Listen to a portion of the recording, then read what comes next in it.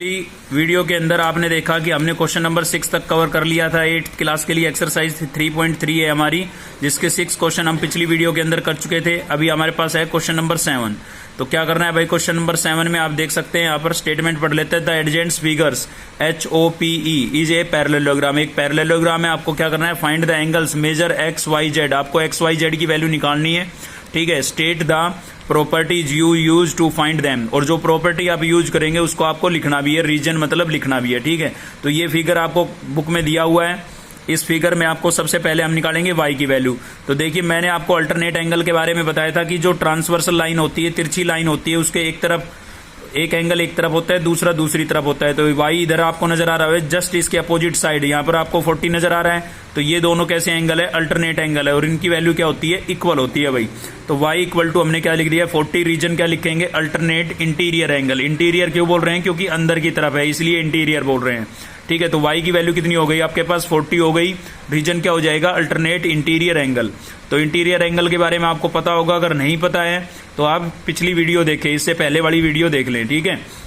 आगे बढ़ते हैं, y की वैल्यू आ गई हमारे पास। अभी हम क्या करेंगे, देखिए ये जो है आपका एक्सटीरियर एंगल है, ठीक है। आपको ये एक लाइन नजर आ रही होगी, और इसी लाइन पर ये दो एंगल बने हुए हैं। ये एंगल भी इसी लाइन पर बना हुआ है, इस वाली लाइन के साथ। मतलब ये लाइन जो है ये तो कॉमन है, इस लाइन के साथ बना हुआ है 70, और इस लाइन के साथ कौन सा बना है, ये 40 भी है, और प्लस में z, क्योंकि टोटल बन गया है ना 40 प्लस z।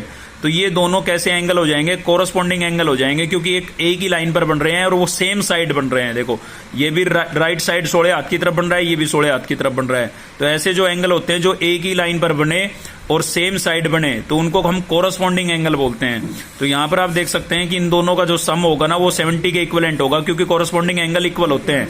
तो यहाँ पर 40 प्लस z किसके बराबर होगा, 70 के बराबर होगा। तो इसलिए मैंने यहाँ पर लिखा है 70 इक्वल्स टू होगा किसके, z प्लस 40 के, ठीक है, z प्लस 40। तो यहाँ से हमें z की वैल्यू निकालनी है, प्लस का 40 है, इधर आएगा किसका हो जाएगा, माइनस का। तो 70 माइनस 40 हो जाएगा भाई। 70 माइनस 40 कितना बचा, 30। तो z की वैल्यू कितनी आ गई हमारे पास, 30 आ गई है। ये z हो गया। अभी हमारा टारगेट है x की वैल्यू निकालना। तो x की वैल्यू कैसे निकालेंगे, आपको ये ट्रायंगल नजर आ रही होगी, ठीक है। आपको यहाँ पर ट्रायंगल नहीं, ये कैसे एडजेंट्स पेयर्स नजर आएंगे। ये देखिए, ये आपकी एक लाइन है, ठीक है, ये लाइन है। तो यहाँ पर ये x एंगल और 40 प्लस z, इन दोनों का जो सम होगा ना, वो 180 होगा, क्योंकि ये एडजेंट्स एंगल है भाई। क्या है, एडजेंट्स एंगल, मतलब एक ही लाइन पर बने हुए हैं, साथ के एंगल। आपने कल प्रॉपर्टी में पढ़ा था कि जो पैरेललोग्राम होती है उसमें अपोजिट एंगल इक्वल होते हैं, और जो एडजेंट्स एंगल होते हैं जो एक ही लाइन पर बनते हैं, उनका सम कितना होता है, 180 होता है। तो यहाँ पर हम लिख सकते हैं ये x प्लस 40 प्लस z। तो यहाँ पर भाई ये एडजेंट्स एंगल है, तो इनका सम कितना होगा, x का, और ये पूरा टोटल कितना है, 40 प्लस z। तो ये पूरा एक ही है, और प्लस x। तो इन दोनों का सम जो है ना, वो कितना होगा, 180 होगा, क्योंकि हमने पढ़ा था कि एडजेंट्स पेयर जो होते हैं उनका सम कितना होता है, 180 होता है। तो यहाँ पर हमने रीजन लिखा भी है कि adjacent pair of angles x plus z plus 40 equals to कितना होगा, 180। तो z की वैल्यू तो हमारे पास आ चुकी थी, कितनी आई थी, 30 आई थी। तो z की जगह मैं क्या रख सकता हूँ, 30 प्लस 40 कितना हो गया भाई, 70। अब प्लस का 70 है, इधर जाएगा किसका हो जाएगा, माइनस का। तो x इक्वल्स टू 180 माइनस 70 कितना बचेगा, 110। तो ये x की वैल्यू आ गई। तो शायद आपको समझ में आया होगा, नहीं आया तो वीडियो को दोबारा से देख लें, ठीक है। चलते हैं, क्वेश्चन नंबर 9 है हमारा नेक्स्ट। आपको क्या दिया हुआ है, in the above figure both RISK and CLUE are pro parallelogram. दोनों के दोनों क्या है, पैरेललोग्राम है। तो आपको क्या करना है, find the value of x। आपको x की वैल्यू फाइंड आउट करनी है भाई, ठीक है। तो देखते हैं उधर, पहले हम ये देख लेते हैं कि यहाँ पर जो है ना आपके पास एडजेंट्स एंगल ऑफ पैरेललोग्राम अब आर सप्लीमेंट्री। मतलब जो एडजेंट्स एंगल होते हैं उनका जो सम होता है वो सप्लीमेंट्री होता है। अब सप्लीमेंट्री से आपको घबराना नहीं है, वही बात है। सप्लीमेंट्री का मतलब उनका सम कितना होता है, 180 होता है भाई, ठीक है।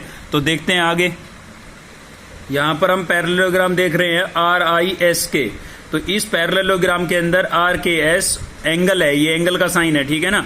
RKS और ISK ये दोनों कैसे एंगल है, सप्लीमेंट्री एंगल है, या फिर कह सकते हैं कि एडजेंट्स एंगल है। देखिए RKS, यहाँ पर चित्र में देखते हैं, RK और S, ये एंगल आपको दिख रहा होगा 120 डिग्री का है। साथ ही एक दूसरा था ISK। तो ISK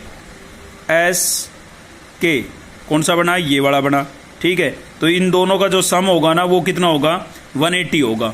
तो यहाँ पर आप देख सकते हैं कि RKS तो कितना हो गया, 120, और ISK हमें निकालना है, ये गिवन नहीं था। तो इक्वल्स टू क्या हो गया भाई 180 हो गया। ठीक है, 120 इधर जाएगा, किसका हो जाएगा माइनस का। 180 में से 120 को माइनस करेंगे कितना आ जाएगा 60 डिग्री आ जाएगा। यानी कि आपके पास ISK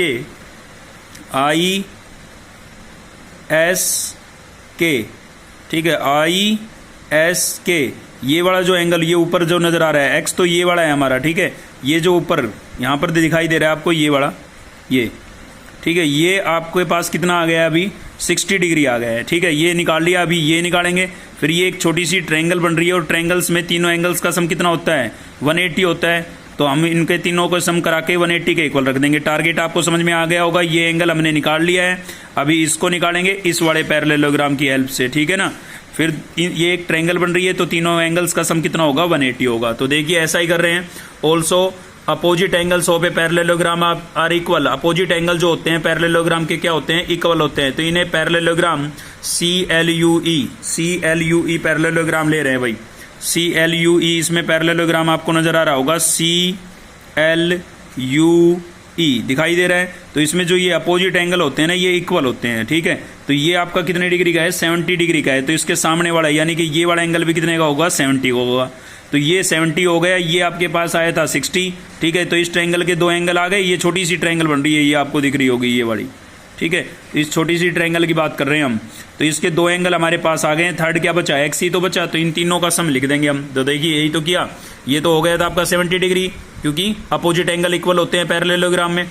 तो क्या आया नेक्स्ट हमारा the sum of the measure of all the interior angles of a triangle. किसी भी ट्रायंगल के तीनों एंगल्स का सम कितना होता है 180 डिग्री होता है। तो एक तो x हो गया था, दूसरा 60 निकाला हमने, तीसरा क्या निकाला 70 और इक्वल्स टू क्या हो जाएगा 180। अब 60 प्लस 70 कितना हो गया 130।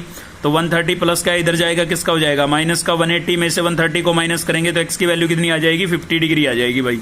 तो ये x की वैल्यू आ गई। ठीक है, तो यही आंसर होगा। नेक्स्ट क्वेश्चन ले रहे हैं, क्वेश्चन नंबर 12 है आपके पास। आपको दिख रहा होगा find the measure of angle P and angle S। आपको एंगल P और एंगल S की वैल्यू निकालनी है। If SP parallel to RQ, अगर आपका SP जो है वो RQ के पैरेलल है इन द फॉलोइंग फिगर। तो फिगर आपको दी गई है यहाँ पर, आपको इसमें एंगल P और एंगल S की वैल्यू निकालनी है। मतलब आपको ये वाला एंगल P निकालना है और ये वाला एंगल S निकालना है। ठीक है, तो कैसे निकालेंगे देखिए, angle P plus angle Q equals to कितना हो जाएगा 180। Angle on the same side of a transversal line, क्योंकि ये एक ही साइड बन रहे हैं, ट्रांसवर्सल लाइन के एक ही साइड बन रहे हैं एंगल P और Q। देखिए यहाँ पर ये एंगल P दिख रहा है, ये Q दिख रहा है। तो ये आपकी ट्रांसवर्सल लाइन है, तो इसके एक ही साइड बन रहा है। ठीक है, एक ही साइड बन रहा है, तो इन दोनों का सम क्या होगा 180 होगा। या फिर आप कह सकते हैं कि कोरस्पोंडिंग एंगल है ना, अभी पढ़ा था ना थोड़ी देर पहले, एक ही साइड बनने वाले एंगल को क्या बोलते हैं कोरस्पोंडिंग एंगल। तो इन दोनों का सम कितना होगा 180 होगा भाई। अब इसमें से Q की वैल्यू कितनी दे रखी थी 130, तो यहाँ पर हमने 130 लिख दिया है। प्लस का 130 है, उधर जाएगा माइनस का हो जाएगा। 180 में से 130 को माइनस करेंगे कितना आ जाएगा 50। तो एंगल P की वैल्यू हमारे पास 50 आ गई है भाई। तो आपने देखा कि एंगल P की वैल्यू हमारे पास कितनी आ गई है भाई 50 डिग्री आ गई है। तो P तो हमारे पास आ गया है। अभी हमें क्या निकालना है S निकालना है। तो S आपको यहाँ पर नजर आ रहा होगा। देखिए ये 130 आपको गिवन था, ये अभी हमने निकाल लिया। तो इन दोनों का सम 180 था, ये लाइन के एक साइड बन रहे थे, इन दोनों का सम 180 था। तो इन दोनों का सम भी कितना होगा 180 होगा। ये भी तो भाई लाइन के दोनों इधर ही बन रहे हैं, तो इन दोनों का सम भी कितना होगा 180। यानी कि एंगल S और एंगल R दोनों का सम कितना होगा 180 होगा। तो देखिए angle R plus angle S equals to कितना होगा 180। Angles on the same side of a transversal line, या फिर कोरस्पोंडिंग एंगल बोल सकते हैं आप। ठीक, तो एंगल R की वैल्यू हमें निकालनी है। S हमें गिवन है, S कितना सॉरी R आपको गिवन है, S की वैल्यू निकालनी है। तो R कितना गिवन है, ये आपको उस एंगल का साइन नजर आ रहा होगा। ये साइन हम केवल 90 डिग्री के एंगल में यूज करते हैं। तो इसका मतलब एंगल R की वैल्यू कितनी है 90 डिग्री है। तो R की जगह मैंने 90 रिप्लेस कर दिया है। S आपका सेम लिखा हुआ है, इक्वल्स टू 180 लिखा हुआ है। प्लस का 90 है, इधर जाएगा किसका हो जाएगा माइनस का। 180 में से 90 को माइनस करेंगे कितना बचेगा 90 बचेगा। तो एंगल S की वैल्यू कितनी आ गई आपके पास 90 डिग्री आ गई है। ठीक है, तो क्लास 8 के लिए आज इतना ही था। ये एक्सरसाइज हमने कंप्लीट कर लिए। बीच में मुझे पता है क्वेश्चन छूटे हैं, लेकिन A to Z क्वेश्चन कराने पॉसिबल नहीं है बेटा। तो आप इन क्वेश्चनों की हेल्प से जो मैंने कराए हैं, और कल जो वीडियो में मैंने आपको बेसिक समझाया था अल्टरनेट एंगल के बारे में, कोरस्पोंडिंग एंगल, ठीक है, उन प्रॉपर्टी का यूज करके आप बाकी क्वेश्चनों को इजीली सोल्व कर सकते हैं। तो वीडियो अगर आपको अच्छी लगी तो लाइक करें, शेयर करें और चैनल को सब्सक्राइब कर लें। Thank you.